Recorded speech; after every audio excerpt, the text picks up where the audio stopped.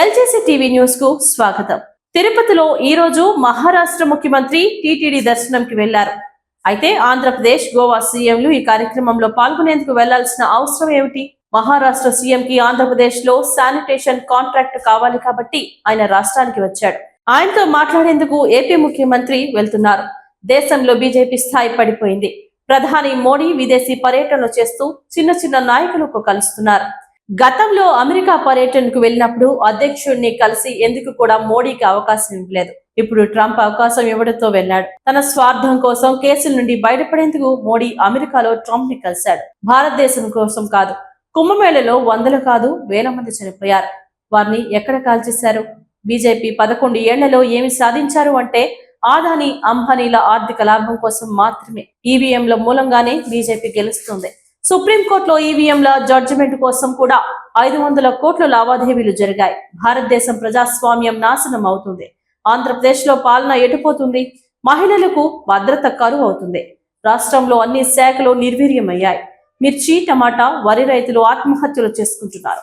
రాష్ట్రంలో శ్రీకాకుళం నుంచి రాజమండ్రి వరకు అభివృద్ధి లేదు. చంద్రబాబు ప్రకటించిన సూపర్ 6 ని చూసి ప్రజలు ఓట్లు వేయలేదు. జగన్ ని చూసి భయపడి మళ్లీ వస్తే రాష్ట్రం నాశనం అవుతుందని భావించారు. కానీ రాష్ట్రంలో అభివృద్ధి మాత్రం యథారాజా తదా ప్రజగా మారింది. ఎలా వచ్చింది ఎవరికి తెలుసు?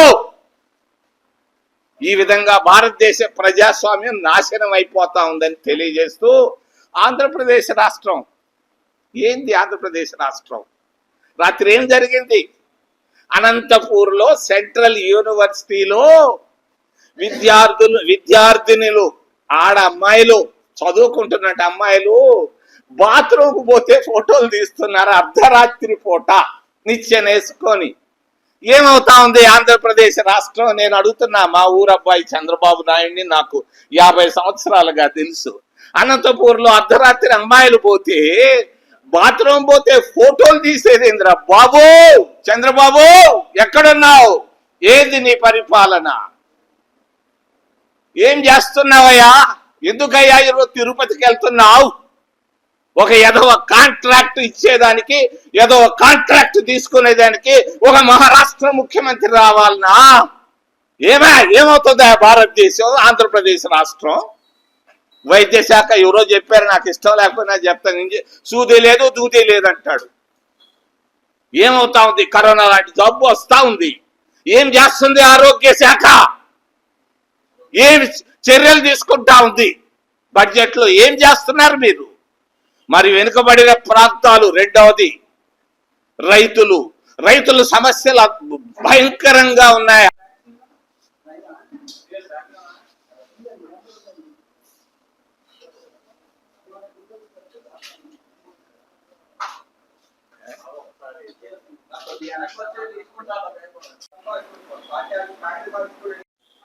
నేను పుట్టిందే హరిజన హాస్టల్లో. మీకు అర్థాలు లేనప్పుడు నేను ఒకటి చెప్తా. ఈరోజు మంచి ప్రశ్న అడిగావు, మంచి జవాబు కూడా ఇస్తాను, తీసుకో.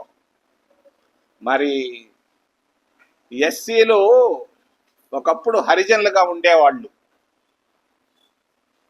పక్కనే కంచిక చెలలో హత్య కేసు వెంకటేశ్ని మామిడి చెట్టు కట్టేసి కాల్చి చంపేశారు. ఈరోజు జరగటం లేదు ఎస్సీల పైన దాడులు. ఎక్కడ పోయినా ఈ దాడులు. కారంచేడులో దాడులు జరిగితే 6 మంది ఆ మహిళల బ్రెస్ట్లు కోసేస్తే నేను పార్లమెంట్ లో మాట్లాడాను. విన్నవయ్యా, నువ్వు అడిగిన ప్రశ్నకి జవాబు చెప్ప. నేను అరవడం కాదు, నువ్వు దూరంగా దగ్గరకు వస్తే అరవడం. దగ్గరకు వచ్చి కూర్చో, మెల్లగా మాట్లాడతా. వినపడాలి కదా, మైక్ లేదు కదా. ఇది దళిత వాడలకి నేను ప్రతిరోజు పోతాను. మీకు తెలియదు, ఆడ ప్రెస్ లో వాళ్ళు ఎవరు లేరు దళిత వాడల్లో, అందుకని మీకు తెలియటంలే. నేను దళిత జీవనాన్ని గడుపుతుంటాను, సరేనా? అంతేగాని నువ్వు అడిగే ప్రశ్న ఏంటంటే అది విడ్డూరం అయినటువంటి ప్రశ్న. నేను పుట్టిందే మాలవాడలో, పెరిగిందే మాలవాడల్లో, బతికేదే వాళ్ళ కొరకు. ఎందుకు వెనకాల బ్యానర్ పెట్టాం? అంతే, అర్థం చేసుకో.